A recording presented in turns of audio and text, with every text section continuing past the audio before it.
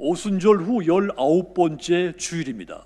성령 강림 절기에 하나님 우리 아버지와 주 예수 그리스도로부터 은혜와 평강이 여러분들에게 가득하기를 주님의 이름으로 축복합니다. 자, 우린 지난주 화요일까지 아주 긴 추석 연휴를 보냈습니다. 참으로 오랜만에 친지들 만나고 또 여러분 가까운 지인들을 만나서 행복한 시간들을 보냈습니다.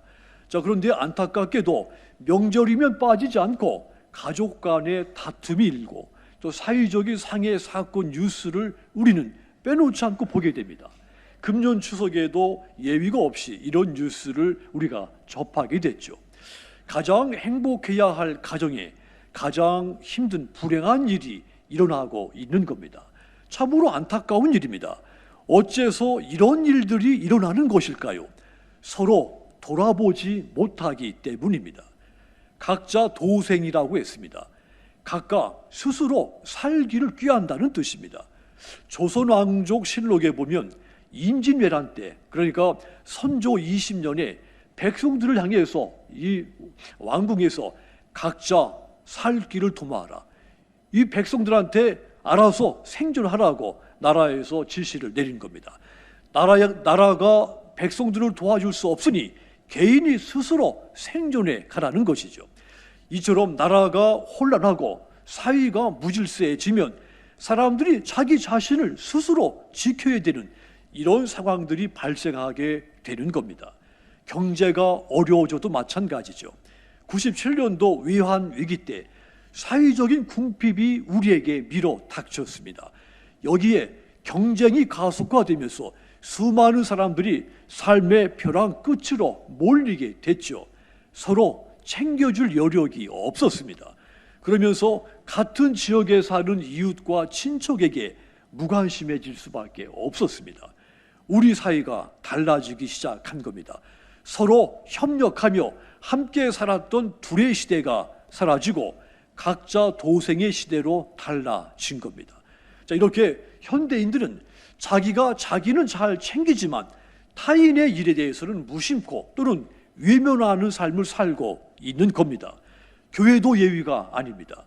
과거에는 교회와 교회, 교단이 달라도 교회와 교회 간의 연합 활동이 활발했죠.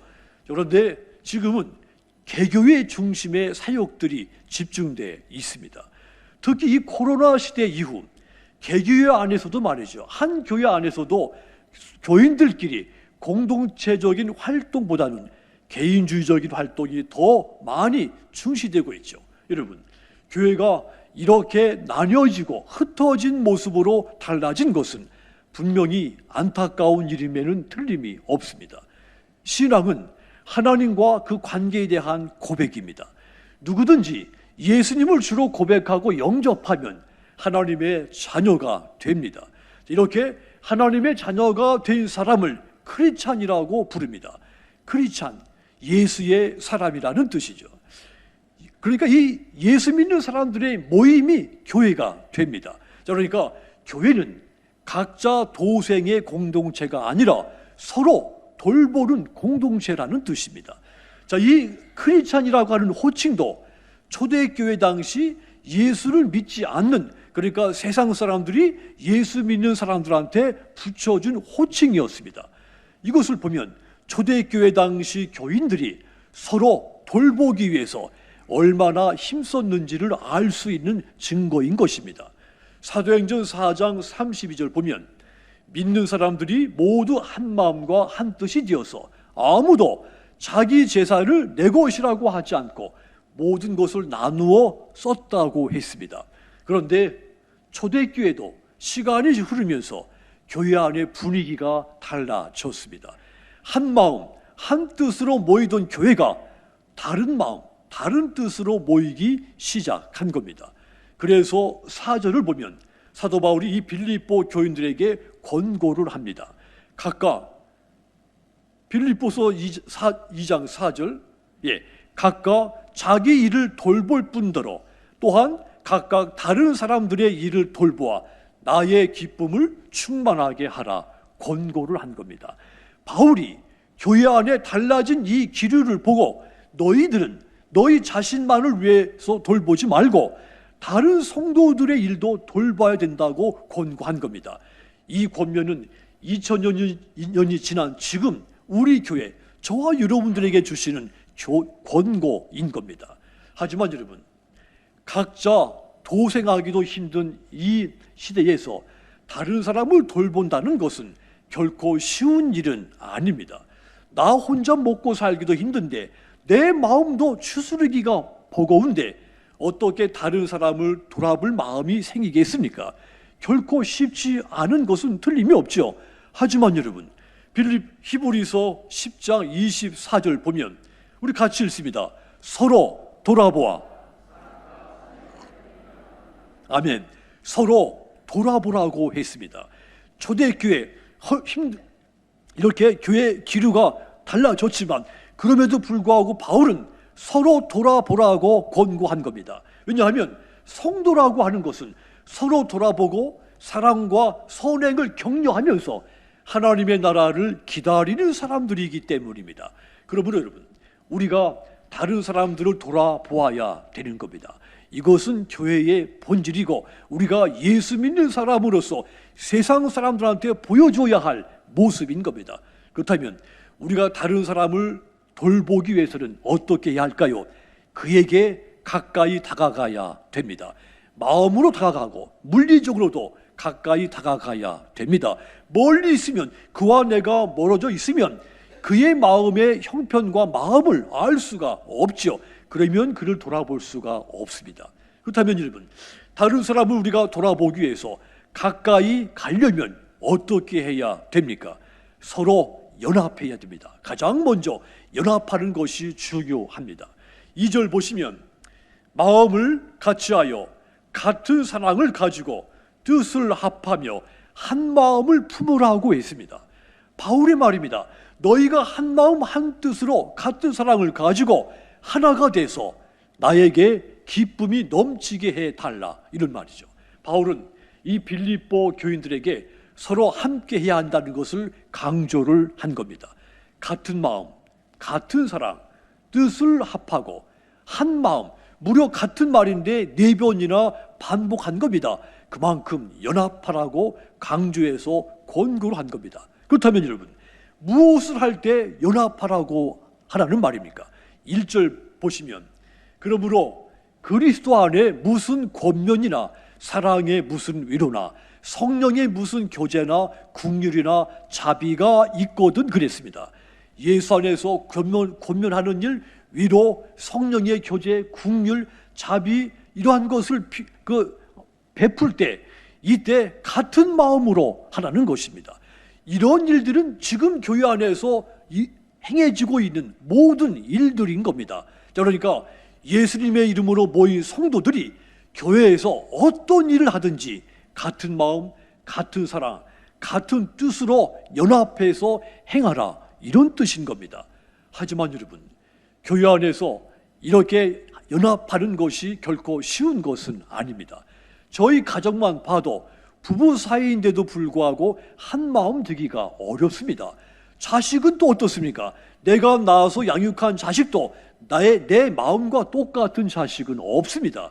이렇게 혈육간에도 같은 마음 연합하기가 힘든데 성도 다르고 직업도 다르고 또 태어난 곳도 다르고 살아온 환경이 같은 것이 하나도 없는 사람들이 어떻게 같은 마음, 같은 사랑 연합할 수가 있겠습니까? 참으로 힘든 일이죠. 그럼에도 불구하고 바울은 연합하라고 강조를 했습니다. 같은 마음을 품고 같은 사랑을 가지라고 강조를 했습니다. 그러면서 연합하기 위해서는 먼저 다툼과 허영을 버려라, 이렇게 부탁했죠. 다툼이 일어나는 이유, 자기 유익을 구하기 때문입니다. 자기 유익을 구하게 되면 언제든지 다툼은 일어나게 마련입니다. 허영은 헛된 영광을 구하는 겁니다.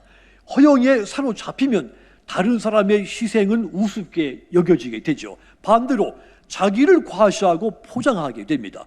또 이 허영에 들떠 있게 되면 자기가 한 일, 자기가 한 희생을 누군가가 알아주지 않으면 분노하고 시험에 들기도 하죠. 그래서 자기의 유익, 자기의 영광을 구하는 사람은 절대로 다른 사람과 연합할 수가 없습니다. 그런 사람은 다른 사람에게 가까이 갈 수가 없습니다. 그러면 다른 사람과 함께 돌보며 살 수가 없는 겁니다. 바울은 이것을 너무도 잘 알고 있었기 때문에 이기심, 다툼, 허영 다 버리고 오직 겸손한 마음으로, 낮은 마음으로 다른 사람의 일을 소중하게 여기고 그들을 돌아보라고 권고를 한 겁니다. 3절 보십시오. 아무 일에든지 다툼이나 허용으로 하지 말고 오직 겸손한 마음으로 각각 자기보다 남을 낮게 여겨라 그랬습니다. 그러므로 여러분, 이기심, 다툼, 허용을 모두 버리십시오. 낮은 마음으로 다른 성도들과 같은 마음을 품고 같은 사랑을 가지고 하나 되기, 연합되기를 힘쓰도록 주님의 이름으로 권고를 드립니다. 오늘 구약의 말씀 시편 133편 1절 보시면 보라, 형제가 연합하여 동거함이 어찌 그리 선하고 아름다운고 그랬습니다. 형제들이 함께 다정하게 살고 있을 때 그것이 얼마나 선하고 아름다운 모습이냐, 이런 이야기입니다. 이러한 모습은 다른 사람들이 볼 때도 아름답지만 하나님이 보시기에도 선하고 아름다운 모습이라는 뜻입니다. 그래서 그 다음 절 2절 3절 보시면 머리에 있는 보배로운 기름이 수염 곧 아론의 수염에 흘러서 그의 옷깃까지 내린 같고 헐몬의 이슬이 시온의 산들에 내린 같도다. 거기서 여호와께서 복을 명령하셨나니 곧 영생이다 그랬습니다. 구약시대 때 제사장들을 세울 때는 온몸을 씻기고 제사장 의복을 입혔습니다. 그리고 마지막으로 관유를 머리에 부었죠. 이 시에 나오는 이 보배로운 기름이 바로 관유를 뜻하는 겁니다. 관유는 오직 하나님을 섬길 때만 사용하도록 되어 있습니다. 정한 용도 위에 절대로 다른 것에 사용해서는 안 됐습니다. 왜냐하면 거룩하게 구별하기 위해서 용도를 제한을 한 겁니다. 그런데 형제가 연합하여 동거하는 모습이 마치 이 보배로운 기름, 이 관유로서 거룩해진 모습과 같다고 표현을 한 겁니다. 연합하는 것이 중요하다는 뜻입니다. 또한 이 형제가 연합하는 것이 아름답다고 말하면서 이것은 마치 헐몬산의 이슬이 시온의 산들에 내린 같다고도 표현을 했습니다. 헐몬산, 이스라엘 북쪽의 가장 높은 산이죠. 2700m 정도 됩니다. 그 정상에는 사시사철 눈에 덮여 있습니다. 자, 이 눈이 흘러내리면서 땅을 적시고 많은 이슬을 맺히게 만들죠. 자, 그러니까 그 이슬은 그 땅의 생명의 근원, 생명의 원천이 되는 겁니다. 그래서 이 이스라엘 백성들은 하나님의 축복을 노래할 때는 반드시 헐몬산의 이슬과 같다고 표현을 한 겁니다. 그런데 형제가 연합하여 동거하는 이 아름다운 곳에 헐몬산의 이슬같이 하나님의 복이 임한다고 고백한 겁니다. 그러므로 여러분, 낮은 마음을 가지고 같은 마음, 같은 사랑, 같은 뜻으로 다른 성도들과 연합하시기를 부탁을 드립니다. 그래서 헐몬산의 이슬 같은 하나님의 복을 충만히 누리는 저와 여러분들 다 되시기를 주님의 이름으로 축원합니다. 또한 우리가 타인에게 다가가려면 어떻게 해야 할까요? 따라합시다. 예수님을 본받자. 아멘. 예수님을 본받는 사람이 타인에게 가까이 갈 수 있습니다. 5절을 우리 함께 읽겠습니다. 너희 안에 이 마음을, 아멘, 예수의 마음을 품으라고 했습니다. 바울의 말, 낮은 마음으로 타인에게 다가가기 위해서는 반드시 예수님을 모델로 삼아야 한다고 한 겁니다. 낮은 마음으로 다가가야 상대의 마음을 얻을 수가, 상대가 지금 어떤 상황에 처해 있는지 알 수가 있기 때문입니다. 본래 저와 여러분들은 하나님께 나갈 수 없는 죄인들이었습니다. 그런데 예수님께서 저와 여러분들을 위해서 스스로 낮아지신 겁니다. 예수님이 자기를 낮추시고 우리를 찾아와 주셨기 때문에 저와 여러분들이 하나님 앞에 나갈 수가 있게 된 것입니다. 8절 보십시오. 사람의 모양으로 나타나사 자기를 낮추고 죽기까지 복종하셨으니 곧 십자가의 죽으심이라 그랬습니다. 이 말씀 문자 그대로 예수님은 하나님의 본체지만, 하나님이시지만 자신을 비워서 사람과 똑같은 존재가 되신 것입니다. 하나님의 뜻을 이루기 위해서 하나님께 복종하며 자기를 낮추시고 십자가에서 죽기까지 하신 분입니다. 그러므로 이 예수님을 본받아서 자신을 낮추고 다른 사람에게 다가가서 그와 함께 서로 돌봐야 되는 겁니다. 그렇게 해야만이 우리가 함께 아름다운 믿음과 삶을 공유할 수가 있게 되는 겁니다. 예수님은 겸손의 본이 되신 분이었죠. 바울이 이 빌립보 교인들에게 낮은 마음, 즉 겸손의 중요성을 강조하려고 예수님의 본을 제시하기까지 한 겁니다. 겸손한 행동은 겸손한 마음에서 반드시 나오기 마련입니다. 교만한 마음이 겸손한 행동을 나오게 할 수 없습니다. 반대로 겸손한 마음에서는 절대로 교만한 행동이 나오지 않습니다. 그래서 예수님의 마음을 닮은 겸손한 사람은 자기를 낮추고 자기 의견을 주장하지 않습니다. 대신 상대방의 의견을 듣고 존중하고 양보를 하게 마련입니다. 물론 그렇다고 다른 사람보다 부족하기 때문에 겸손하게 행동하는 것은 아닙니다. 다른 사람들 못지않게 지혜도 있고 능력도 있고 환경이 충분하지만 자기보다 타인을 더 높여주기 위한 행동인 겁니다. 이것이 겸손인 겁니다. 예수님께서 낮은 마음으로 저와 여러분의 행복과 구원을 위해 이 땅에 오신 것 같이 우리 또한 이 예수님을 본받아서 타인의 행복과 타인의 구원을 위해 먼저 낮은 마음으로 다가가야 됩니다. 그리고 그와 함께 돌봐야 됩니다. 누구든지 공동체 안에서 말이죠, 경쟁, 야망, 자기 이익을 위해서 공동체 안에서 일하면 이 공동체는 반드시 분열하게 돼 있습니다. 반대로 어떤 공동체든지 자신을 낮추는 사람이 그 안에서 헌신적으로 일을 하면 이 공동체는 결코 깨지지 않습니다. 그러므로 예수님께서 낮은 마음으로 저와 여러분에게 찾아오셔서 나를 사랑하고 나를 위해서 기도하신 것까지 저와 여러분 낮은 마음이 돼서 이웃을 섬기고 사랑하고 기도해야 되는 겁니다. 이것이 예수님을 본받는 것입니다. 이렇게 예수님을 본받아서 낮은 마음으로 타인에게 다가갈 때 그들을 돌아볼 수 있으며 그들과 함께 놀라운 구원, 아름다운 믿음, 소중한 삶을 함께 공유할 수 있습니다. 그러므로 여러분, 자기를 비워 종의 형체를 가지고 이 땅에 오신 그 예수님을 본받으십시오. 그리고 그분처럼 낮은 마음으로 타인에게 다가가서 그들을 돌아보고 그리하여 많은 사람들을 여러분들 때문에 예수 믿고 구원받게 만드는 그런 저와 여러분들이 다 되시기를 주님의 이름으로 축원합니다. 마지막으로 우리가 타인에게 다가가려면 어떻게 해야 할까요? 나를 낮추면 하나님이 나를 높이신다는 것을 확신을 해야 합니다. 이 믿음을 강하게 가져야 됩니다. 하나님은 우리를 높여주시는 분입니다. 시편 75편 7절 보시면 오직 재판장이신 하나님이 이를 낮추시고 저를 높이신다 했습니다. 하나님만이 인간을 낮추기도 하고 높이시기도 한다고 했습니다. 그래서 이 본문 8절 9절 이어서 보시면 사람의 모양으로 나타나사 자기를 낮추시고 죽기까지 복종하셨으니 곧 십자가에 죽으심이라.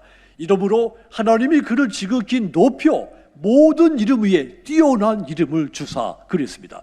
하나님이 자기를 낮춰 죽기까지 복종하신 그 예수님을 최고로 높은 자리에 올리셨고 모든 이름 위에 뛰어난 이름이 되게 하셨다는 말씀입니다. 그렇습니다. 성부 하나님은 죽기까지 자신을 낮추신 이 성자 예수님을 가장 높으신 존재로 올려놓으신 겁니다. 그리고 모든 무릎을 그 예수님의 이름 앞에 꿇게 했고 예수를 주라 시인해서 하나님께 영광을 돌리게 하신 겁니다. 그 하나님은 지금 저와 여러분들이 스스로 낮아질 때 가장 높여주시는 하나님이신 것을 확신하시기를 부탁을 드립니다. 야고보서 4장 10절 보시면 주 앞에서 낮추라 그리하면 주께서 너희를 높이시리라 그랬습니다. 하나님 앞에서 나를 낮추면 그 하나님이 나를 높이신다고 했습니다. 우리가 스스로 낮아졌을 때 비로소 하나님께서 높여주신다는 뜻입니다. 베드로전서 5장 6절도 보시면 그러므로 하나님의 능하신 손 아래에서 겸손해라 때가 되면 너희를 높이시리라 그랬습니다. 자기를 겸손하게 낮추게 되면 때가 됐을 때 반드시 하나님이 나를 높이신다고 했습니다. 그러면 여러분 자신을 낮추어서 이웃과 성도들에게 다가가도록 하십시오. 그러면 하나님은 반드시 여러분들을 높여서 여러분들의 이름에 영광 되게 하실 줄 믿습니다. 사랑하는 성도 여러분, 저와 여러분은 예수를 구주로 믿은 크리스찬들입니다. 크리스찬은 예수님을 닮아서 그 뜻대로 사는 사람들입니다. 예수님은 이 땅의 모든 교회, 모든 성도들이 그분의 사랑 가운데 다시 하나로 모이고 연합하는 아름다운 모습이 되기를 원하고 계십니다. 그러므로 예수님처럼 우리도 낮은 마음으로 타인에게 다가가기 위해서 마음과 뜻을 서로 연합하고 예수님을 본받고 나를 낮추면 하나님이 나를 높여주신다는 것을 확신하시기를 부탁을 드립니다. 그래서 크리스찬으로서 여러분 주변의 소중한 사람들, 그들과 함께 놀라운 구원과 소중한 믿음과 아름다운 삶을 함께 나누게 되시는 놀라운 은혜가 있기를 주님의 이름으로 축원합니다. 기도하겠습니다.